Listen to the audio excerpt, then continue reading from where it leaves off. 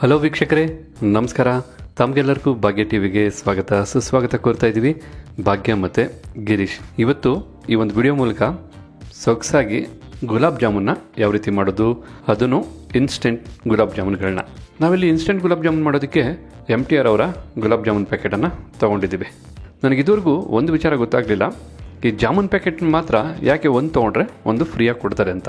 ಬಹಳ ದಿನಗಳಿಂದ ನಾನು ಜಾಮೂನ್ ಪ್ಯಾಕೆಟ್ ತಂದಾಗೆಲ್ಲ ಒಂದು ತೊಗೊಂಡ್ರೆ ಒಂದು ಫ್ರೀಯಾಗಿ ಕೊಡ್ತಾರೆ. ಆದರೂ ಈ 2 ಜಾಮೂನ್ ಪ್ಯಾಕೆಟ್ ಕೊಟ್ಟಿದ್ದು ಒಳ್ಳೇದಾಯಿತು ಅಂದ್ಕೊಳ್ಳಿ.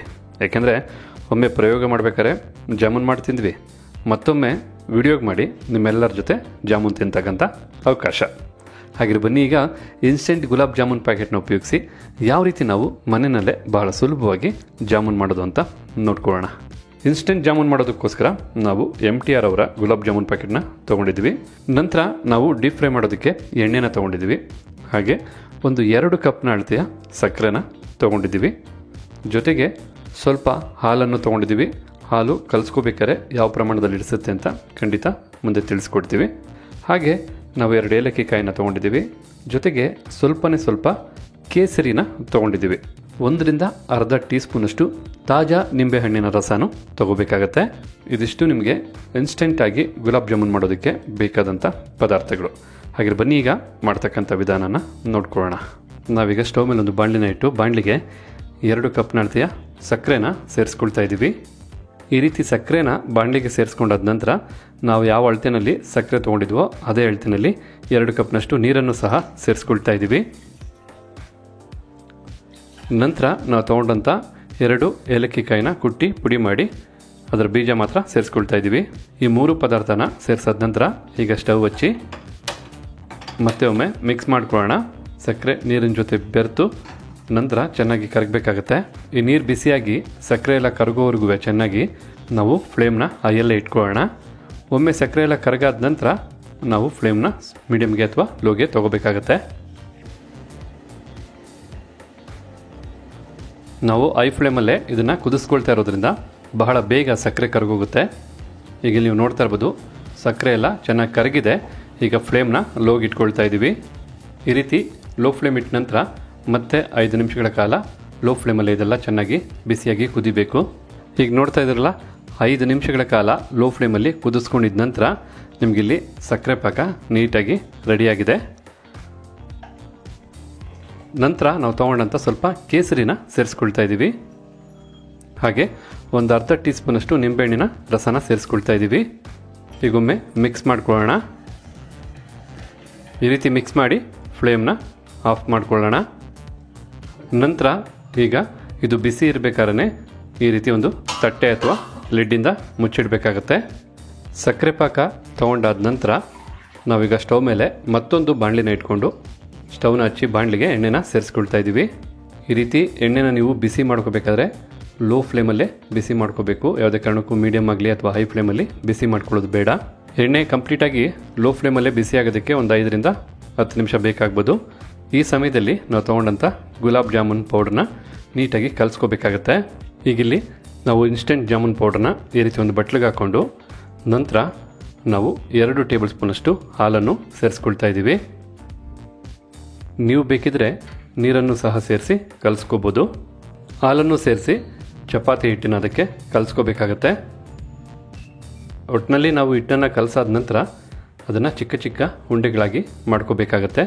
ಆ ಒಂದು ಅದಕ್ಕೆ ನೀವು ಕಲಿಸ್ಕೊಂಡ್ರೆ ಸಾಕಾಗುತ್ತೆ. ಹಾಲನ್ನು ಸೇರಿಸಿ ಬೆರೆಸಾದ ನಂತರ ಮತ್ತೆ ಒಂದು 2ರಿಂದ 3 ಟೇಬಲ್ ಸ್ಪೂನಷ್ಟು ಹಾಲನ್ನು ಸೇರಿಸ್ಕೊಳ್ತಾ ಇದ್ದೀವಿ. ನೀವು ಸ್ವಲ್ಪನೇ ನೀರಾಗ್ಬೋದು, ಹಾಲಾಗ್ಬೋದು, ನೋಡಿಕೊಂಡು ಸೇರಿಸ್ಕೋಬೇಕಾಗತ್ತೆ.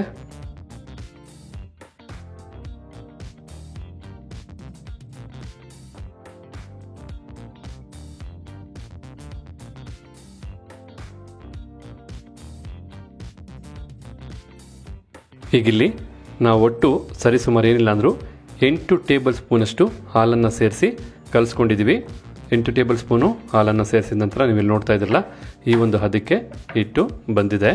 ನೀವು ಬೇಕಿದ್ರೆ ಹಾಲು ಬದಲಾಗಿ ನೀರನ್ನು ಸಹ ಸೇರಿಸಿ ಕಲಿಸ್ಕೋಬೋದು. ಈ ರೀತಿ ನೀವು ಹಿಟ್ಟು ಕಲಿಸ್ಬೇಕಾದ್ರೆ ಬಹಳ ನೈಸಾಗಿರಬೇಕು, ಬಹಳ ಮೃದುವಾಗಿರಬೇಕು. ಅಲ್ಲಿವರೆಗೂ ನೀವು ನೀಟಾಗಿ ಎಷ್ಟು ಸಾಧ್ಯವಾಗುತ್ತೋ ಅಷ್ಟು ಚೆನ್ನಾಗಿ ಹಿಟ್ಟನ್ನು ಕಲಿಸ್ಕೊಳ್ಳಿ. ಈಗ ಇಲ್ಲಿ ನೋಡಿದ್ರಲ್ಲ, ಕಂಪ್ಲೀಟು ಈ ಒಂದು ಹದಕ್ಕೆ ನಾವು ಹಿಟ್ಟನ್ನು ಕಲಸಾಯಿತು. ನಂತರ ನಾವು ಒಂದು ಜಾಮೂನಿಗೆ ಎಷ್ಟು ಬೇಕೋ ಆ ಸೈಜಲ್ಲಿ ಉಂಡೆ ಮಾಡ್ಕೋಬೇಕಾಗತ್ತೆ. ನೀವು ಉಂಡೆ ಮಾಡ್ಕೋಬೇಕಾದ್ರೆ ಸ್ವಲ್ಪ ಚಿಕ್ಕದೇ ಮಾಡ್ಕೊಳ್ಳಿ, ಯಾಕೆಂದರೆ ಎಣ್ಣೆಗೆ ಹಾಕಿದ ನಂತರ ಹಾಗೆ ಸಕ್ಕರೆ ಪಾಕದಲ್ಲೂ ಅದ್ದಿದ ನಂತರ ಅದು ನಿಮಗೆ ಉಬ್ಬುತ್ತೆ. ನೀವು ಯಾವುದೇ ಒಂದು ಸೈಜಿಗೆ ಬೇಕಾದ್ರೂ ಉಂಡೆಗಳನ್ನ ಮಾಡ್ಕೋಬೋದು.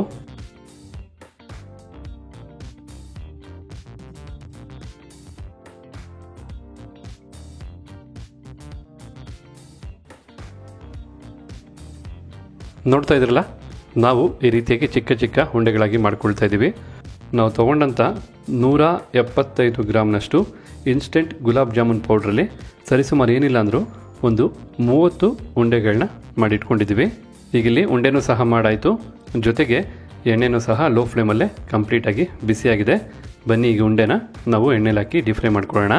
ಜಾಮೂನ್ ಮಾಡಬೇಕಾದ್ರೆ ಮುಖ್ಯವಾಗಿ ಮೈಂಡಲ್ಲಿರಬೇಕಾದ ಅಂಶ ಏನಂದರೆ ಎಣ್ಣೆನ ಲೋ ಫ್ಲೇಮಲ್ಲೇ ಕಾಯಿಸಬೇಕು. ಲೋ ಫ್ಲೇಮಲ್ಲೇ ನಾವು ಜಾಮೂನುಗಳನ್ನ ಡೀಪ್ ಫ್ರೈ ಮಾಡ್ಕೋಬೇಕು, ಇಲ್ಲಾಂದರೆ ಮೇಲ್ ಮಾತ್ರ ಬೇಯುತ್ತೆ, ಒಳಗಡೆ ಬೇಯಲ್ಲ. ಅದಕ್ಕೋಸ್ಕರ ಲೋ ಫ್ಲೇಮಲ್ಲೇ ಪ್ರತಿಯೊಂದನ್ನು ನಾವು ಫ್ರೈ ಮಾಡ್ಕೊಳ್ತಾ ಇದ್ದೀವಿ. ಈಗ ನಾವು ಬಾಣಲಿಗೆ ಎಷ್ಟು ಹಿಡಿಸುತ್ತೋ ಅಷ್ಟು ಉಂಡೆಗಳನ್ನ ಹಾಕಿ ಡೀಪ್ ಫ್ರೈ ಮಾಡ್ಕೊಳ್ತಾ ಇದ್ದೀವಿ. ಒಂದೊಂದೇ ಉಂಡೆಗಳನ್ನ ಹಾಕ್ಕೊಳ್ಳೋಣ.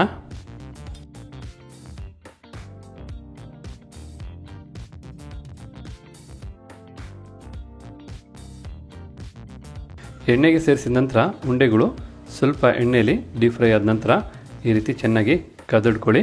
ಆಗ ಉಂಡೆಗಳು ಎಲ್ಲ ಕಡೆಗೂ ಬೇಯೋದಕ್ಕೆ ಹೆಲ್ಪ್ ಆಗುತ್ತೆ. ಕಡೆದಾಗಿ ನೀವು ನೋಡ್ಕೊಳ್ಳೋರಂತೆ ಯಾವೊಂದು ಹದದವರೆಗೂ ಡೀಪ್ ಫ್ರೈ ಮಾಡ್ಕೋಬೇಕು ಮತ್ತು ಯಾವೊಂದು ಬಣ್ಣ ಬರೋವರೆಗೂ ಡೀಪ್ ಫ್ರೈ ಮಾಡ್ಕೋಬೇಕು ಅಂಥೇಳಿ. ಈಗ ಇಲ್ಲಿ ಕಂಪ್ಲೀಟಾಗಿ ಎಲ್ಲನೂ ಸಹ ಡೀಪ್ ಫ್ರೈ ಆಗಿದೆ, ಜೊತೆಗೆ ನೊರೆನೂ ಸಹ ಕಡಿಮೆ ಆಗಿದೆ, ಕಲರು ಸಹ ಚೆನ್ನಾಗಿ ಬಂದಿದೆ. ಈ ಹಂತದಲ್ಲಿ ನಾವು ಎಣ್ಣೆಯಿಂದ ಹೊರತೆಗಿಬೇಕಾಗತ್ತೆ. ಎಷ್ಟು ಚೆನ್ನಾಗಿ ಉಂಡೆ ಆಕಾರದಲ್ಲಿ ಪರ್ಫೆಕ್ಟಾಗಿ ಬೆಂದಂಥ ರಾ ಜಾಮೂನ್ ರೆಡಿಯಾಗಿದೆ. ಈಗ ಇದನ್ನು ನಾವು ಸಕ್ಕರೆ ಪಾಕಕ್ಕೆ ಬಿಸಿ ಇರಬೇಕಾದ್ರೆ ಸೇರಿಸ್ಕೋಬೇಕಾಗತ್ತೆ.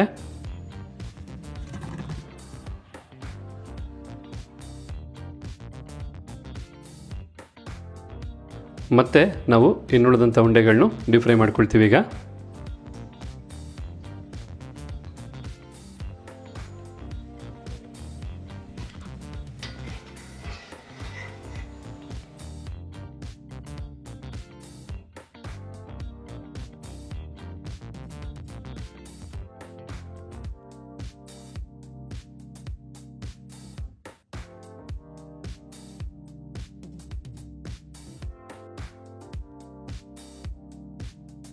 ಈಗ ಇಲ್ಲಿ ನೋಡ್ತಾ ಇದ್ರಲ್ಲ, ಕಂಪ್ಲೀಟ್ ನಾವು ಮಾಡಿದಂಥ ಉಂಡೆಗಳನ್ನ ಡೀಪ್ ಫ್ರೈ ಮಾಡಿ ಸಕ್ಕರೆ ಪಾಕಕ್ಕೆ ಸೇರಿಸಾಯಿತು. ಈ ರೀತಿ ಸಕ್ಕರೆ ಪಾಕಕ್ಕೆ ಸೇರಿಸಾದ ನಂತರ ಒಮ್ಮೆ ಜಸ್ಟು ನೀವು ಮಿಕ್ಸ್ ಮಾಡ್ಕೊಳ್ಳಿ ಸಾಕು. ಈ ರೀತಿ ಒಮ್ಮೆ ಮಿಕ್ಸ್ ಮಾಡಿದ ನಂತರ ನಾವು ಒಂದು 5ರಿಂದ 10 ನಿಮಿಷ ಹಾಗೆ ಇದನ್ನು ಇಟ್ಬಿಡೋಣ. ಏಕೆಂದರೆ ಜಾಮೂನೆಲ್ಲ ಸಕ್ಕರೆ ಪಾಕನ ಅಬ್ಸರ್ವ್ ಮಾಡಿಕೊಳ್ಳುತ್ತೆ, ಚೆನ್ನಾಗಿ ಹೀರ್ಕೊಳ್ಳುತ್ತೆ. ಆದ ಕಾರಣ ಒಂದು ತಟ್ಟೆ ಮುಚ್ಚಿ ನಾವು ಇಟ್ಬಿಟ್ರೆ ಉತ್ತಮ. ಓಕೆ ವೀಕ್ಷಕರೇ, ನೀವೀಗ ಇಲ್ಲಿ ನೋಡ್ತಾ ಇದ್ರಲ್ಲ, 10 ನಿಮಿಷದ ನಂತರ ಜಾಮೂನು ಚೆನ್ನಾಗಿ ಸಕ್ಕರೆ ಪಾಕನ ಹೀರ್ಕೊಂಡು ಎಷ್ಟು ಚೆನ್ನಾಗಿ ಉಬ್ಬಿದೆ ಅಂತೇಳಿ. ಖಂಡಿತವಾಗಿಯೂ ಬಹಳ ಸಿಹಿಯಾಗಿರುತ್ತೆ, ಬಣ್ಣದಲ್ಲಿ ಸೂಪರಾಗಿದೆ, ರುಚಿನಲ್ಲೂ ಸೂಪರಾಗಿ ಇದ್ದೇ ಇರುತ್ತೆ. ಅದೇ ರೀತಿಯಾಗಿ ಸುವಾಸನಲ್ಲಂತೂ ಫಸ್ಟ್ ಕ್ಲಾಸ್ ಆಗಿದೆ.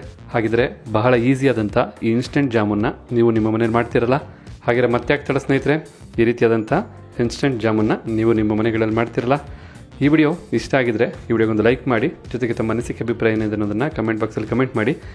ನಿಮ್ಮ ಸ್ನೇಹಿತರು ಅಥವಾ ನಿಮ್ಮ ಬಂಧುಗಳಿಗೆ ಈ ವಿಡಿಯೋನ ದಯವಿಟ್ಟು ಶೇರ್ ಮಾಡಿ ಅಂತ ಕೇಳ್ತಾ ತಮ್ಮೆಲ್ಲರಿಗೂ ಧನ್ಯವಾದನ ಅರ್ಪಿಸ್ತಾ ಇದ್ದೀವಿ. ಭಾಗ್ಯ ಮತ್ತು ಗಿರೀಶ್ ಮತ್ತೆ ತಮಗೋಸ್ಕರ ಒಂದು ಹೊಸ ವಿಡಿಯೋನ ತರ್ತೀವಿ. ಎಲ್ಲರಿಗೂ ನಮಸ್ಕಾರ ವೀಕ್ಷಕರೇ.